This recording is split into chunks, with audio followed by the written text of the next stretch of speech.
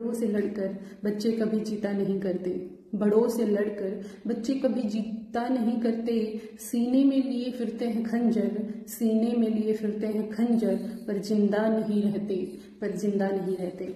आज हम बात करेंगे ओनर किलिंग, जिसको मैं डिसऑनर किलिंग कहूंगी, क्योंकि ये है ही नहीं ओनर किलिंग, ये डिसऑनर किलिंग है। इसमें अपने ही अपनों का यानी अपने अंश का खून कर देते हैं, तो ये डिसऑनर किलिंग होगा। कौन सी ऑनर, कौन सा मान सम्मान, अपने मान सम्मान झूठे दिखावे के लिए आप अपने अंश को ही मार देते हो कि क्योंकि आप बेजुबान हो, आपका कोई आपकी रिस्पेक्ट नहीं है ना, डरते हो आप, इसलिए आप मार देते हो।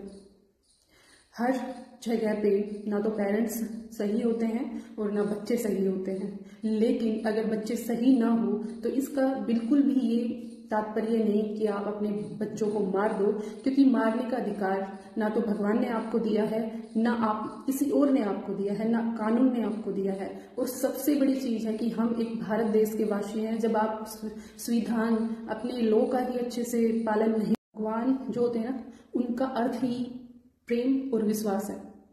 जिसने भगवान से प्रेम कर लिया, जिसने भगवान पर विश्वास कर लिया, उस इंसान की नैया पार है। भगवान ने सिखाया ही हमें ये है, और भगवान ने अवतार ले लेके बताया भी यही है कि ये सृष्टि प्रेम पर ही टिकी हुई है, ये सृष्टि विश्वास पर ही टिकी हुई है। बिना विश्वास और प्रेम के सृष्टि भी नहीं चल सकती, और प्रेम को समझते ही नहीं है। जो हमारे बड़े रहे हैं, मुझे लगता है कि उन्होंने कभी प्रेम को समझा ही नहीं। जो ऐसे डिसीजन सुना सकते हैं, जो ऐसा कर सकते हैं, उन्होंने प्रेम को नहीं समझा। वो सिर्फ उनको ये पता है किसी के भी साथ कैसा भी हो, कैसा हो, शादी करो, बच्चे पैदा करो, दैट्स इट, यही है जीवन, यही है। प्रेम उन्होंने समझा ही नहीं है। तभी तो होता था, औरतों को मारा जाता था, पीटा जाता था, एक पैरों की जूती समझा जाता था, जैसा उनके ऊपर अत्याचार किए जाते थे। इसलिए तो किए जाते थे क्योंकि उन्हें पता ही नहीं था कि ये भी इंसान है, सामने वाला भी, इसका भी मन है, भगवान ने इसको भी भेजा है धरती पर तुम्हारे जैसा रंग रूप, तुम्हारे जैसा शरीर देके सेम।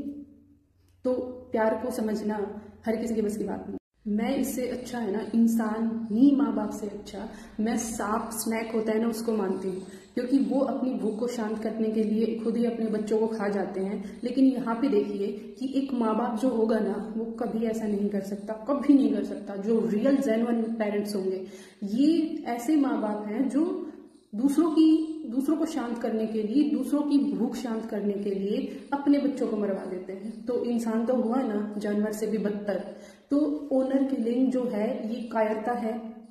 सिर्फ दिखावे के लिए लोग ऐसा करते हैं कि हमारा तो मान सम्मान गया अगर बच्चों ने ऐसा कदम उठा दिया। तो आप स्ट्रांगली अपने बच्चों के साथ खड़े रहिए ना। अगर आपके बच्चे कोई गलत डिसीजन भी ले रहे हैं तो उसको समझाइए, बताइए, लेकिन मारना कोई सोल्यूशन नहीं है।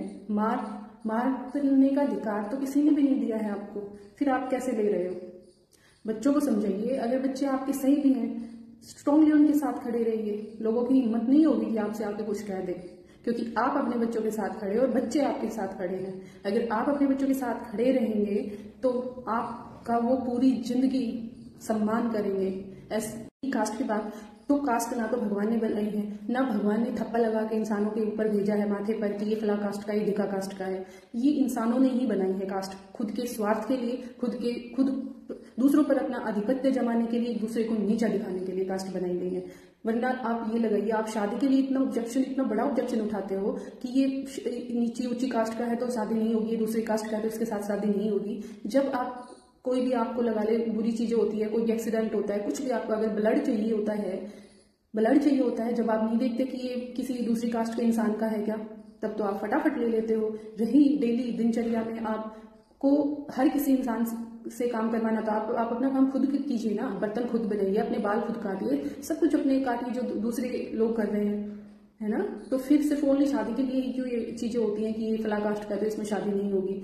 कास्ट किसी ने नहीं बनाई, सिर्फ खुद के ये जो इंसान है ना, इन्होंने ही कास्ट को बढ़ावा दिया है, इन्होंने ही बनाई है।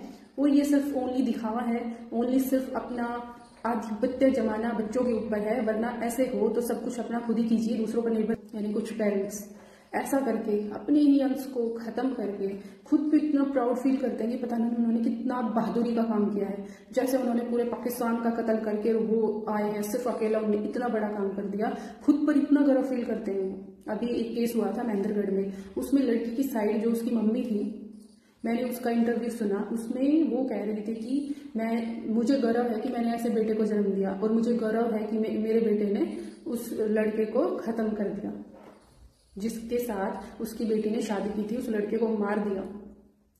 मैं सोची अरे कैसी माँ है तू, अरे तू खुद का ही नहीं समझ पा रही कि तूने खुद के ही घर को खत्म कर दिया, खुद के ही घर पे ताला लगा लिया।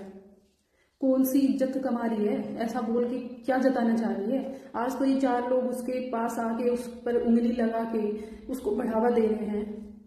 यही लोग कल तुझे डिच करेंगे ना, डिच करेंगे, तुझे ताने देंगे, तब पता चलेगा। अगर स्ट्रांगली तो उस टाइम पे खड़ी हो जाती, ठीक है बच्चे ने गलत किया है, कुछ भी किया है तो ठीक है, चुपचाप रहती, चलो अपनी लाइफ कैसे भी जियो। पेरेंट्स से कहना चाहूंगी कि बंद करो ये सारी चीजें, बंद करो झूठी इज्जत के लिए अपने ही बच्चों को जलील करना, बंद करो अपने ही बच्चों के लिए झूठी अफवाहें फैलाना, या बंद करो अपने ही बच्चों का गला घोटना सिर्फ इसलिए कि 4 लोग क्या कहेंगे। 4 लोग ना कभी थे, ना कभी है और ना कभी होंगे, कभी नहीं होंगे।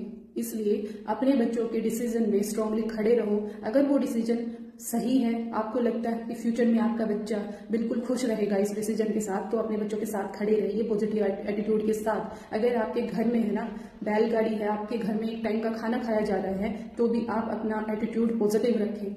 लोगों के सामने ऐसा होना चाहिए कि किसी की हिम्मत ना पड़े, और नहीं पड़ती, चाहे आप गरीब हो चाहे अमीर हो, क्योंकि आपकी खुद से ही होती है सारी चीजें। जब आप खुद को ही ये समझते हो ना कि मैं गरीब हूं, मैं बेचारा हूं, तो ही लोग आपको वही चीजें, क्योंकि वाइब्स जो होती है ना, दूसरे समझ जाते हैं कि ये खुद डरा हुआ है, खुद को कमजोर समझ रहा है, तो करो इसके ऊपर प्रहार। वरना आप देखना जो व्यक्ति सही होगा ना, स्ट्रांग होगा, किसी की आह नहीं पड़ती उसके ऊपर उससे कुछ कहने की। तो आप क्यों डरते हो अपने बच्चों का